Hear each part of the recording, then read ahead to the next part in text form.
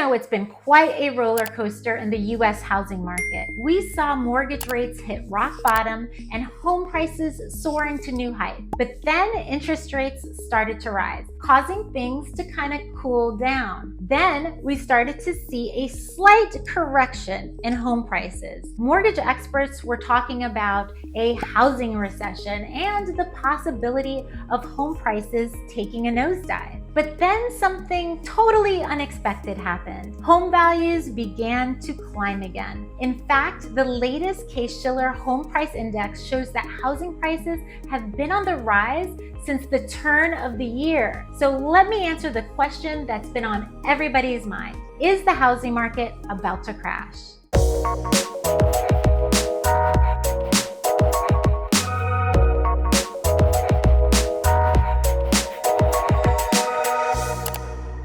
My name is Tanya Cristiano, and if you are looking to buy or sell a house in the Atlanta area, I would love to be your realtor and help you to navigate through this very tricky market so that you can make informed decisions on what is most likely your biggest and best investment, your home. So is the housing market headed for a crash?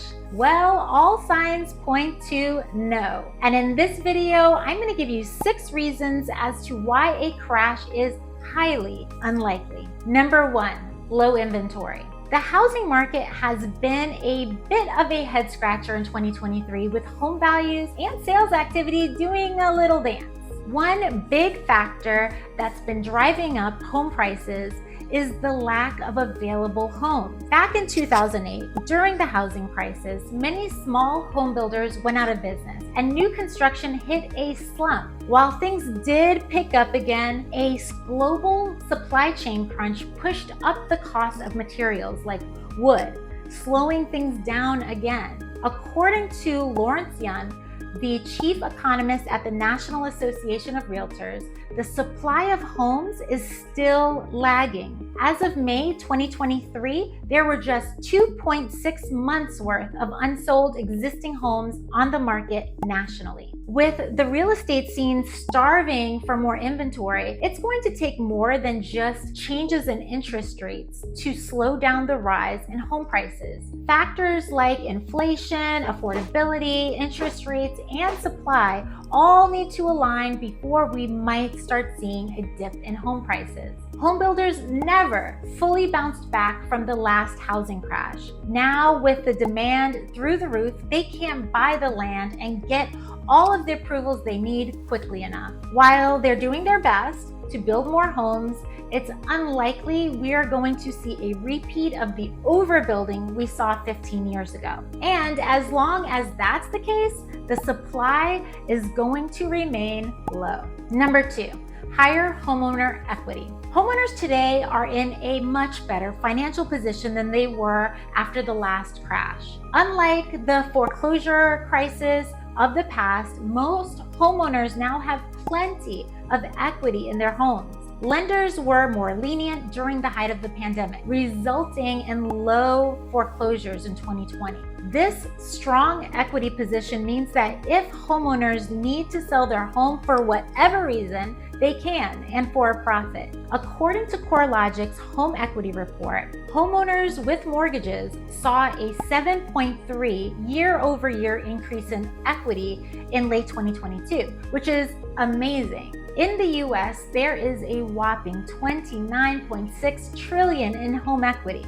Check out this graph. The dark green section represents the homeowners who own their home free and clear. So 38.7% of homeowners have completely paid off their mortgage. The light green section represents the amount of people who have 50% or more equity in their homes. So a whopping total of 68.7% of homeowners have anywhere from 50 to 100% equity in their homes. That is shocking. The wealth of home equity is helping homeowners avoid foreclosures because most homeowners can easily sell their home for a profit if they fall on hard times. You may have heard in the news that foreclosures and short sales are up. That is true, but that's not the whole truth. Take a look at this graph. The black portion is during the pandemic, when there was a foreclosure moratorium. Now, since the moratorium has been lifted, yes, Foreclosures are up, of course they are. But as you can see, they are still at a historic low and still way below what they were pre-pandemic. So it looks like homeowners are in a really good position right now, despite the housing market's twists and turns. Number 3, strict lending. Another key reason you're very unlikely to see a housing market crash is the way lenders are handling things. Back in the day, it was relatively easy for folks to secure a mortgage, even if their credit scores were on the lower side. But those risky mortgage products have pretty much disappeared from the scene. In places like Georgia, mortgage lenders have really cranked up the standards, and they're not kidding around. Nowadays, to get a mortgage, most home buyers need to have top-notch credit. Just to give you an idea of how things are going, in the first quarter of 2023, the median credit score for mortgage borrowers was a whopping 765, according to the Federal Reserve Bank of New York. One of the biggest reasons for the housing market crash in 2008 was the sheer number of what we called subprime borrowers. Now lenders have strict measures in place to ensure that that just does not happen again. Locked in at low interest rates. While mortgage rates are riding high, less buyers are eager to jump into the housing market, and sellers have been a bit hesitant also. Here's the thing though, low interest rates of the past have been a huge financial blessing for many of today's homeowners, and not many of them want to give that up. So some families are staying in homes that they've outgrown, and some empty nesters are rethinking their dreams of downsizing. All of this is happening while property values have gone through the roof, and the number of homes for sale is only about half of what it was 4 years ago before the pandemic buying frenzy. Builders are doing their best to crank out new homes, but they can't bridge the gap between supply and demand all on their own. The missing piece here are homeowners who are willing to sell their houses.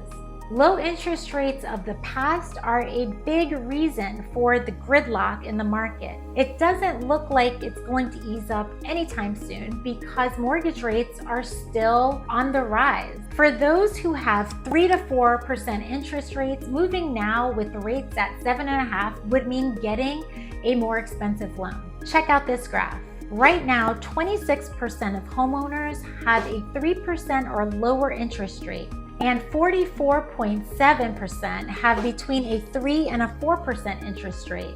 So combined, 70.7% of homeowners have an interest rate less than 4%. That's a huge amount. It's like having a rent-controlled apartment in New York City. Why would you want to give that up? Unless, of course, you had to. Most of the buyers that I'm working with now are either buying because they can buy their house cash, or they're in a position where they have to move because of family reasons, or maybe they're being relocated for work. Even if sellers can make a profit by selling, it might not make financial sense if they can't find something else affordable to move into. A recent survey by Credit Karma found that among homeowners who plan to sell in the next 3 years, 67% would wait for mortgage rates to drop. Millennials also seem particularly inclined to hit the pause button on their dream of home ownership until rates come down a bit. If potential sellers are locked out of the market and potential buyers are pressing pause on their home ownership dreams, then let's be honest, there's not really going to be a market to crash. Number 5. Everybody wants to be a landlord. Now let's talk about a trend that has been emerging like crazy. Everybody seems to want to be a landlord these days. You see, if you already own a piece of real estate with a good interest rate, there's just not much of a reason to sell it right now. Homeowners can make a pretty penny by renting it out, and they're in no hurry to sell when they can charge high rent. According to a 2023 short-term rental survey done by Realtor.com, 59.8% of people would consider renting out their current house rather than sell it if they were able to buy or rent another home in the future. 20% think it would be great to have another income from a renter, and 18% love the idea of owning a rental property as an investment. Like I said, everybody wants to be a landlord. It's not just homeowners. It's also about investors getting in on the action. But here's where it gets interesting. Investors, both big institutions and small-time players, are affecting the market in a subtle way. They're buying up homes that would have normally gone to first-time homebuyers, making it harder for people to become homeowners. This is also nudging more Americans towards renting instead of buying. In the past, if you wanted to live in a single-family home, you had to buy one. But today, you've got more choices as renters. There are modern, new, well-maintained homes available for rent, often with really nice amenities. So even though people want to own, they end up renting because it might be a good deal, or maybe it's just way easier. All of these factors are creating a market where folks can rent homes they love. They just can't afford to buy them right now because of interest rates. Government and city planning. It's important to give credit where credit's due. Government and city planning have played a big role in shaping Georgia's housing market. They do it through zoning regulations and responsible urban planning, and also a commitment to preserving the state's natural beauty. They have managed to grow in a controlled and sustainable manner. This approach has been instrumental in preventing speculative booms and market imbalances that could potentially lead to a housing crash. So in a way, it's like a safety net for the housing market. So when you consider all of these factors, it becomes pretty obvious that the housing market in Georgia is in a unique position. While there are challenges, there's also a strong foundation in place to manage growth and also maintain stability. So if you were hoping for a crash, well, then you just might have been hoping in vain. Well, that's a wrap for my 6 reasons why the housing market is unlikely going to crash.